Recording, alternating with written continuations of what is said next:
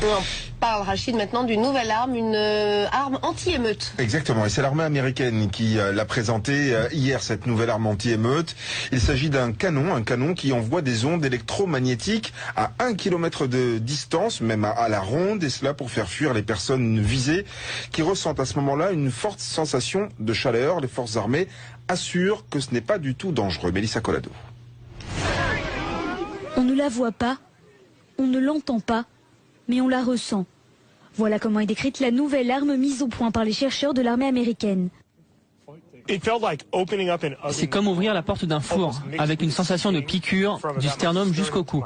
Quand c'est arrivé au cou, instinctivement, je me suis écarté d'un bond. À quelques mètres, une antenne sur le toit d'un camion vient d'émettre un puissant rayon électromagnétique. Il ne tue pas et ne blesse pas.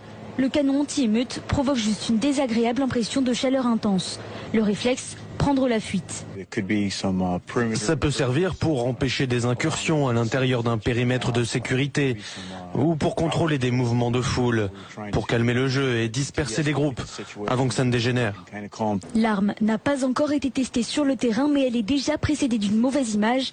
Les rayons électromagnétiques sont utilisés dans les fours pour chauffer la nourriture. Les scientifiques américains assurent qu'il n'y a pourtant aucun danger de surexposition. L'appareil s'arrête automatiquement après 3 secondes d'utilisation. Sur 11 000 tests menés sur des humains, seules 2 brûlures ont été constatées. Mais le Pentagone n'a pour le moment pas décidé de passer commande.